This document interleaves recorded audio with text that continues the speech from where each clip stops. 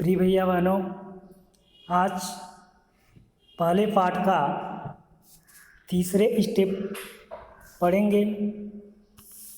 विज्ञान और प्रौद्योगिकी के विकास से विभिन्न क्षेत्रों में क्रांतिकारी परिवर्तन। क्रांतिकारी परिवर्तन का मतलब वह परिवर्तन जिसमें स्थिति पूरी तरह से बदल जाए, उसे क्रांतिकारी परिवर्तन कहते हैं। आज विज्ञान और प्रौद्योगिकी के विकास के कारण विभिन्न क्षेत्रों में स्थिति पूरी तरह से बदल गई है।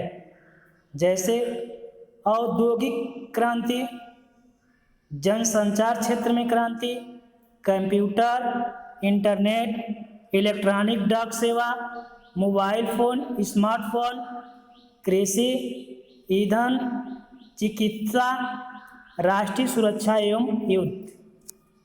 आज औद्योगिक क्रांति आज हमारे देश में छोटी से छोटी और बड़ी से बड़ी मशीनों का निर्माण हो रहा है।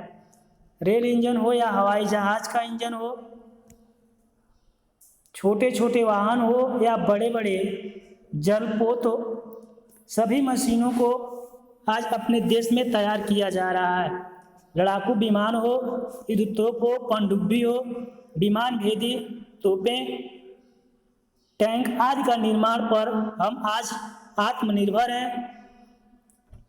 औद्योगिक क्षेत्र में परिवर्तन इस तरह हुआ कि स्थिति पूरी तरह से बदल गई है, इसलिए औद्योगिक क्रांति कहते हैं। दूसरे नंबर पर जनसंचार क्षेत्र में क्रांति। कंप्यूटर, इलेक्ट्रॉनिक, डाक सेवा, ईमेल और इंटरनेट का विकास बहुत तेज़ी से हुआ, जिससे आज हम जनसंचार क्षेत्र में क्रांति आ गई है। आज हम किसी भी मैसेज को, संदेश को, किसी भी डॉक्यूमेंट को कम समय में पूरी दुनिया में कहीं भी भेज सकते हैं। तो जनसंचार क्षेत्र में भी आज हमारे देश में बहुत अधिक परिवर्तन हुआ है। तीसरे नंबर पर है कंप्यूटर। कक्षा 6 में हम पढ़ चुके हैं कि कंप्यूटर एक इलेक्ट्रॉनिक मशीन है जिससे अनेक उपयोगी एवं डिजिटल कार्य सरलता से संपन्न किए जा सकते हैं। व्यापक स्तर पर कंप्यूटरों का उपयोग रेल आरक्षण, आंकड़ों का रखरखाव, गणना, टाइप आदि अनेक प्रकार के कार्य करने में किया जा रहा है। कंप्यूटर में के विकास आज इन कार्यों को कम समय में आसानी से किया जा रहा है, तो विज्ञान और प्रौद्योगिकी के विकास के कारण ही संभव है। तीसरे नंबर पर है इंटरनेट। यह कंप्यूटर की नवीनतम प्रणाली है। विश्व के हजारों छोटे छोटे कंप्यूटर नेटवर्क टेलीफोन लाइन से जोड़ दिए जाते हैं। टेलीफोन लाइन की सहायता से जुड़े कंप्यूटर नेटवर्क को इंटरनेट कहते हैं। इसकी सहायता से हम घर बैठे विश्व की विभिन्न देशों तथा किसी भी विषय से संबंधित सूचनाएं एवं आंकड़े पल भर में प्राप्त कर सकते हैं और संग्रह भी कर सकते हैं। तीसरे नंबर पर है इलेक्ट्रॉनिक डाक सेवा, ईमेल। यह कंप्यूटर एवं इंटरनेट आधारित संचार की महत्वपूर्ण युक्ति है। इसके द्वारा कृत्रिम उपग्रहों के माध्यम से अन्य देशों के कंप्यूटरों को सूचना, संदेश आदि का आदान प्रदान किया जा सकता है। यह एक देश से दूसरे देश को संदेश भेजने का सबसे सस्ता साधन है। जैसे भारतवर्ष से सिंगापुर को संदेश अत्यंत कम शुल्क पर पल भर में भेजा जा सकता है। तीसरे नंबर पर नेक्स्ट जो दिया है स्मार्टफोन यानी मोबाइल फ़ोन। आज हमारे देश में घर बैठे किसी का भी सूचना, किसी का संदेश, किसी का हालचाल जानना है, मोबाइल फ़ोन, स्मार्टफोन से हम कर सकते हैं। जबकि पहले ऐसा नहीं था। पहले पत्रों के द्वारा एक दूसरे का हालचाल जानते थे, एक दूसरे को संदेश भेजते थे। लेकिन विज्ञान और प्रौद्योगिकी के विकास से आज इतना परिवर्तन हुआ कि स्थिति पूरी तरह से बदल गई। नेक्स्ट दिया है कृषि।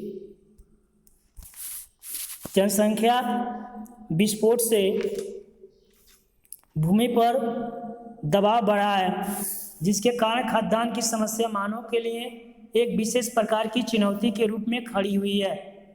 किंतु कृषि के क्षेत्र में वैज्ञानिक आविष्कारों जैसे ट्रैक्टर, अच्छे प्रकार के हल, ट्यूबवेल, कीटनाशक दवाओं, उन्नत कोट के बीज, रासायनिक उर्वरकों आदि के प्रयोग से कृषि उपज में पर्याप्त वृद्धि हुई है। इसके फलस्वरूप हम अपनी बढ़ी हुई जनसंख्या को पर्याप्त मात्रा में खाद्यान्न उपलब्ध कराने के साथ साथ विदेशों को भी खाद्यान्न निर्यात करने में सफल हुए हैं। यह विज्ञान और प्रौद्योगिकी के विकास के कारण ही संभव हुआ है। अगले स्टेप है ईंधन। पेड़ की सूखी पत्तियां, गोबर से तैयार उपले, लकड़ी, कोयला, मिट्टी का तेल आदि बहुत पहले से ईंधन के प्रमुख स्रोत हैं। इनके प्रयोग से बहुत अधिक समय में श्रम लगता है। वर्तमान में पेट्रोल, डीजल, खाना पकाने की गैस जैसे ईंधन का बड़े पैमानों पर उत्पादन हो रहा है। एक स्थान से दूसरे स्थान तक इनके आगमन से उत्तम साधन उपलब्ध है। इनके प्रयोग से समय और श्रम दोनों की बचत हो रही है। फलस्वरूप ईंधन के क्षेत्र में क्रांति आ गई है। इसी प्रकार सोलर कुकर जैसे ऊर्जा दक्ष उपकरणों का प्रयोग व्यापक रूप से हो रहा है। अगला स्टेप है चिकित्सा।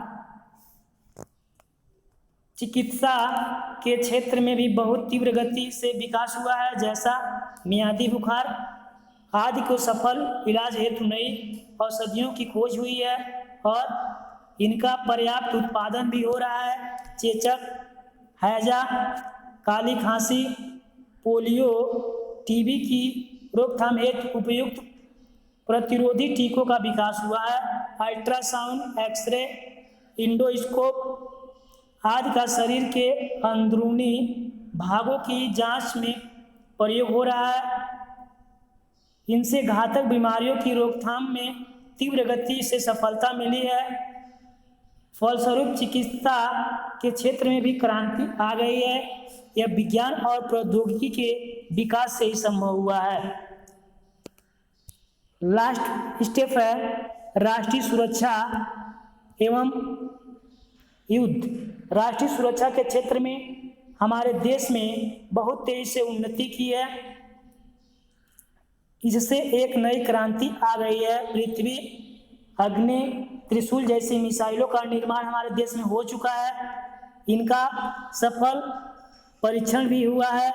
मिसाइलों का प्रयोग दूसरे देशों द्वारा आक्रमण होने पर उनके युद्ध अस्त्रों को नष्ट करने में होता है।